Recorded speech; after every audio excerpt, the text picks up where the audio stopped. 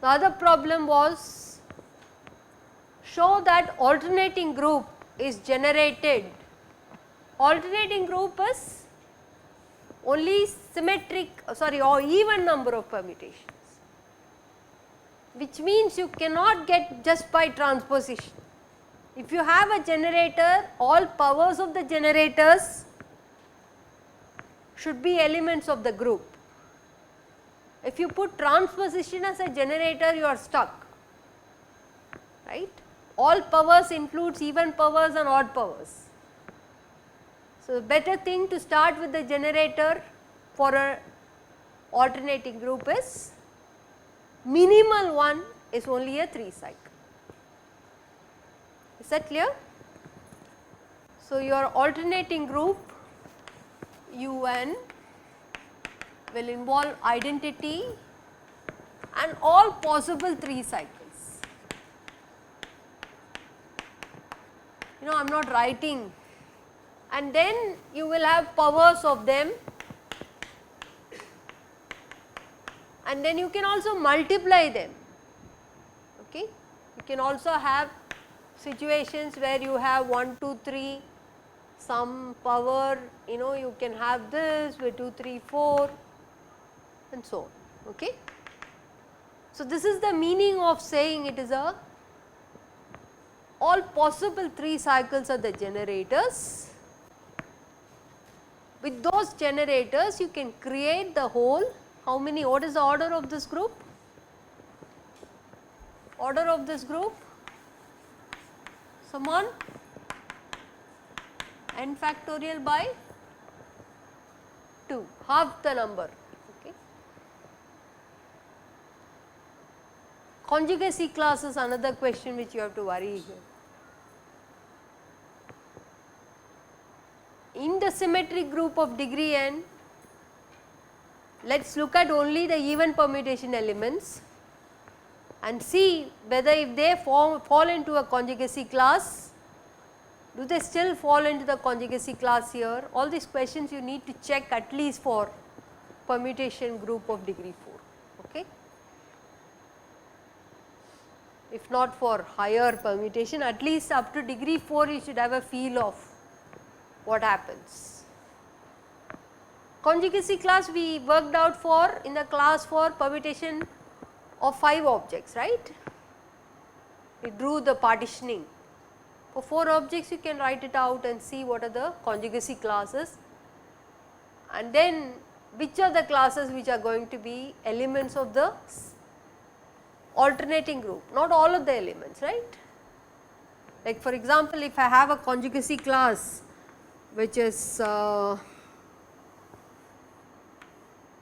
if you have this, it is 2 cycles, each cycle is a transposition, it is still allowed, it is an element of alternating group also. But if you had something like this, is this allowed? This is 1 3 cycle and 1 1 cycle, that is a cycle structure. So, this is what, even permutation or odd permutation? 3 cycle will have 2 transpositions, 1 cycle no transposition. So, it is even. So, you can start figuring it out which are the even transposition, which are the odd transpositions and so on. So, this one is probably not allowed,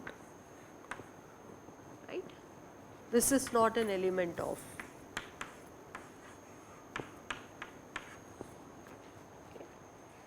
Is that right?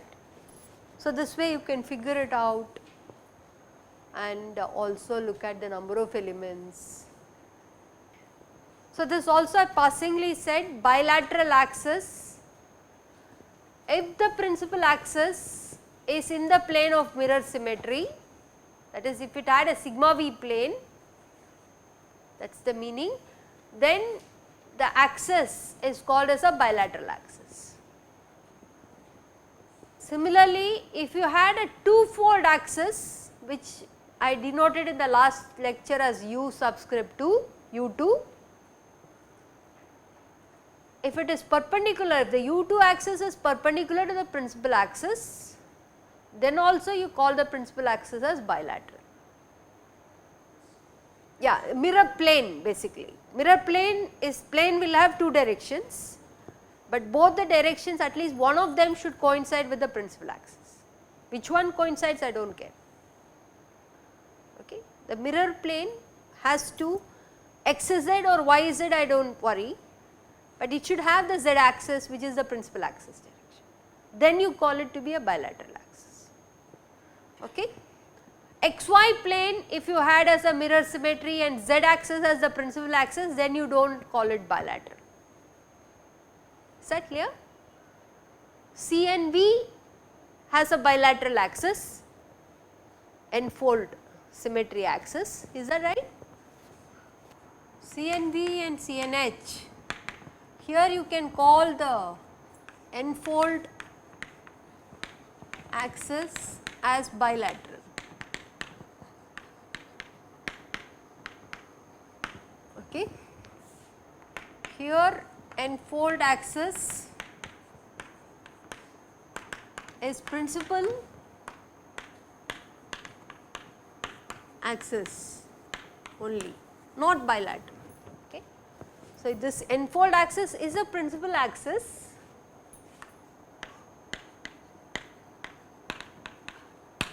and it is known as bilateral axis, but this one is not a bilateral axis. Similarly, if you take Dn groups, they have principal axis, right,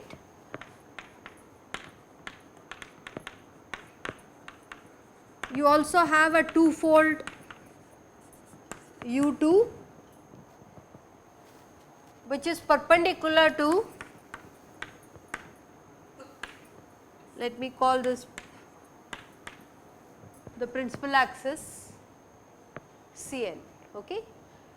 So, if this is, in this case also you say that the principal axis is a bilateral axis. Okay. In both the cases, the n-fold principal axis will be called bilateral axis if there is an additional two-fold which is perpendicular to the principal axis, or if it has a mirror containing the principal axis. What is the advantage of defining a bilateral axis?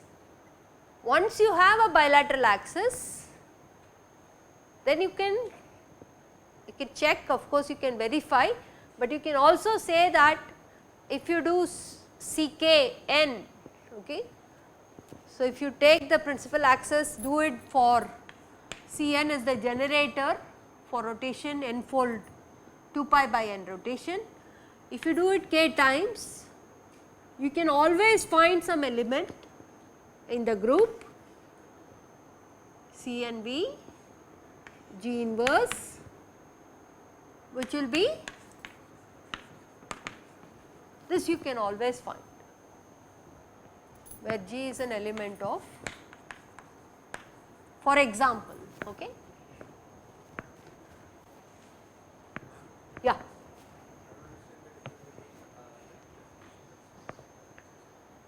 No difference or anything. I am just saying the principal axis has another name which is the bilateral axis for both dihedral group and C and V group, but not for C and H group. That is all I am saying, no difference.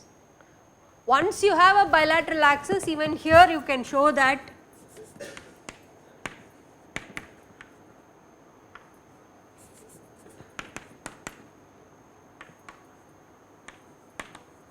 so this is true for the Dn, this is true for the, once you have a bilateral axis you can show that the elements are conjugates to each other. Which elements are conjugate?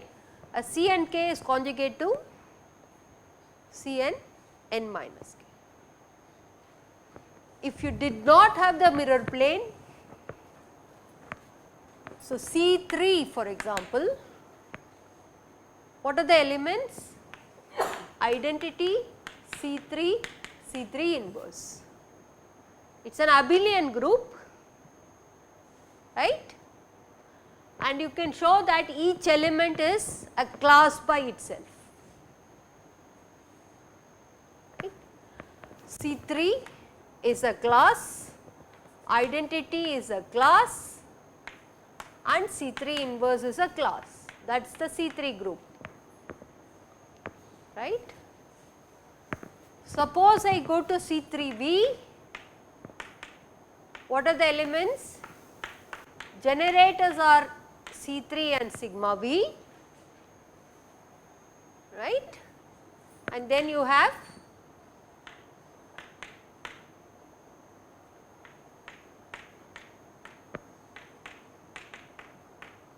anything else? That is it. And you can show that sigma V C3 sigma V inverse is same as sigma V. You can show that this according to that property, what is it? It is C31 will be C32, C32 is nothing but C3 inverse. So, what happens now to the structure here is you have an identity union C3 C3 inverse, they form a conjugacy class by this, or this gets the threefold axis gets promoted to a bilateral axis. So, you have C3 and C3 inverse is the conjugate element, and what else?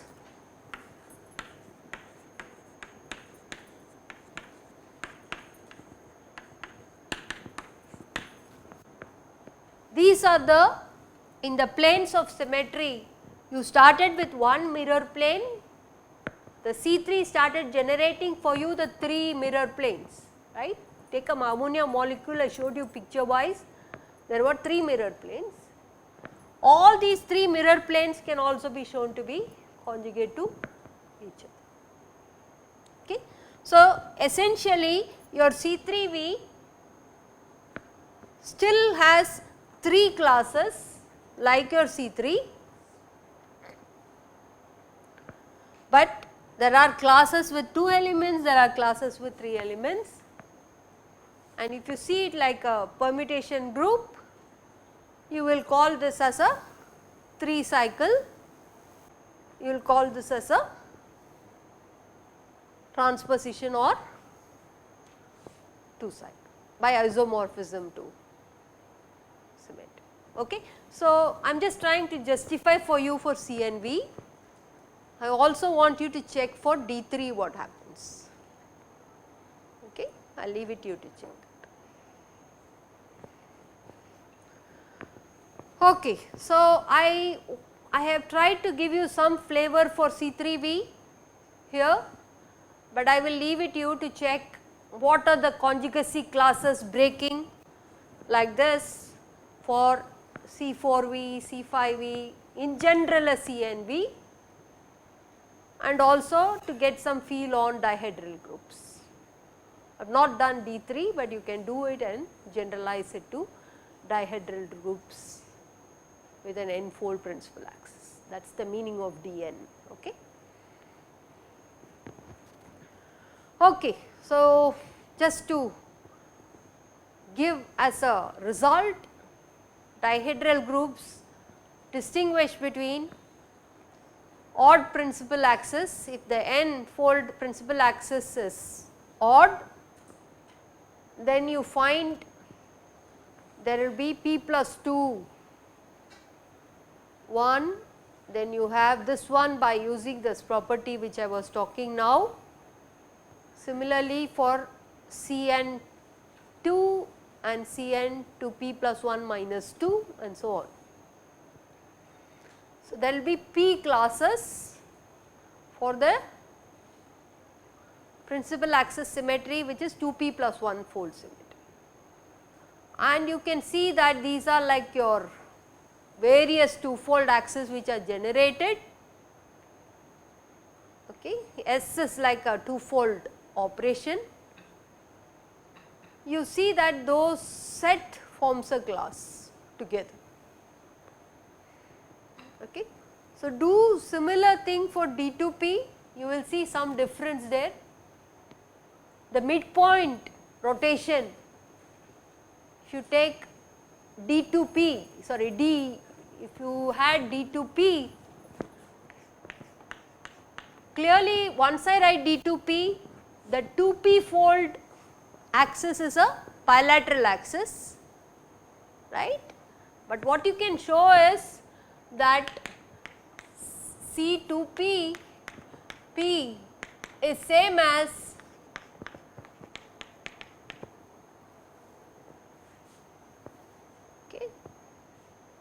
that you will not find in the odd case.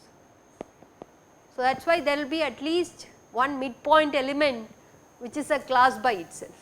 Like take C4V, C4V will have a C2 is a class by itself. Okay, so, there is slight difference between an odd and the even. So, the number of classes will increase by 1 or decrease by 1. There will be at least, I want you to check these parts. There will be some class, it is not only identity element, it is an element which has one element. You will also have a midpoint element which will be a element which belongs, which is self conjugate, that is what I mean. Okay. These elements R is conjugate to R2P, identity is self conjugate, but if P was even, 2P was, if you did not have 2P plus 1, if you just had 2P, then you will also find RP to be a class by itself. Okay. So, those are the distinctions. Okay. So, the other things which I want you to look at it is that I did show you some slides on cube symmetries which are having 2-fold, 4-fold and 3-fold. This comes under the classification of octahedral symmetry. They denote the point group symbol as O for it. And similarly proper symmetry I mean only rotational symmetry, improper will involve reflection, inversion, all those combinations. So, regular tetrahedron, the methane molecule has a similar symmetry and you denote it in the point group literature by a capital T.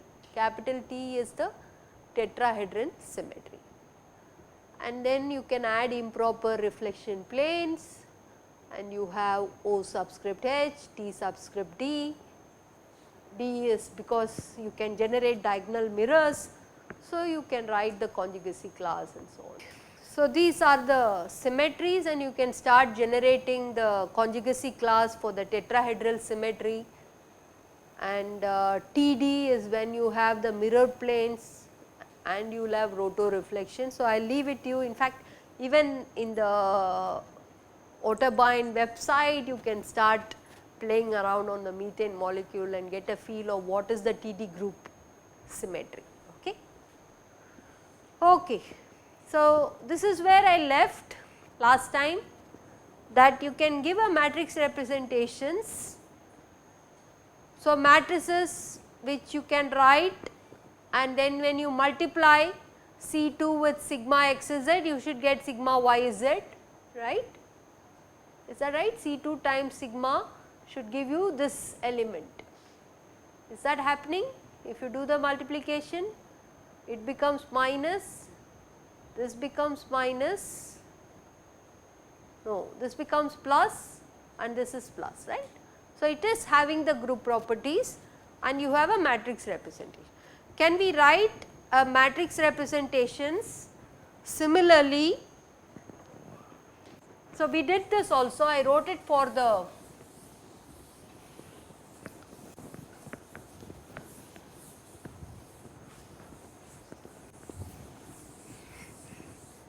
So, suppose I have an object A1, A2, A3 and I do an operation goes to A2, A3, A1. Okay. So, can we write this element? What will be this element, somebody?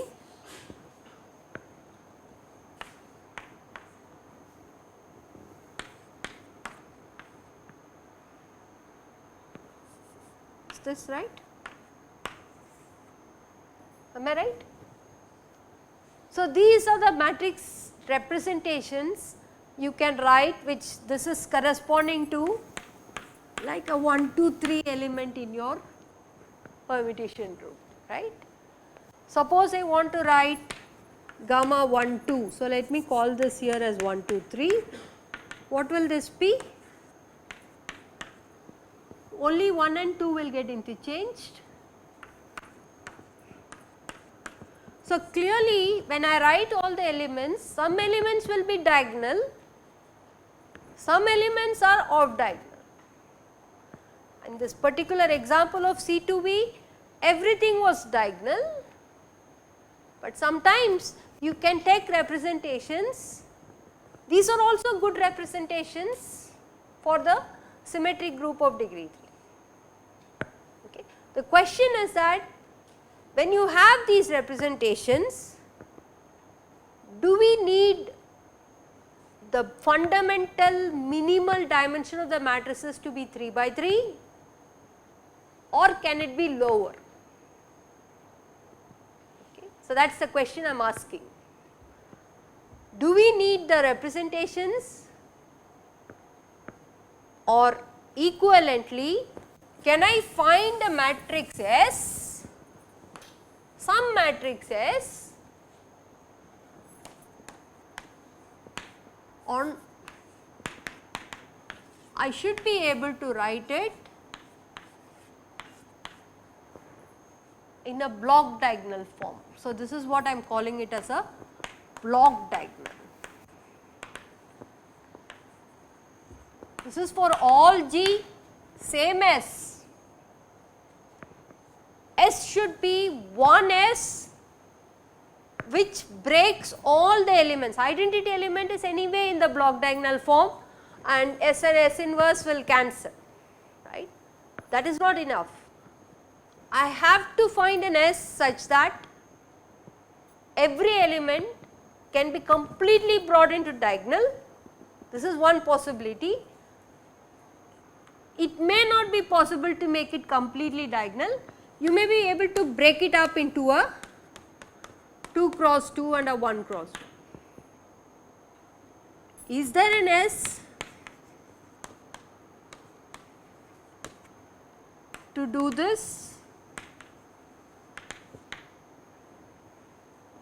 This is 1 cross 1, 1 cross 1, 1 cross 1. Is there an S to do this?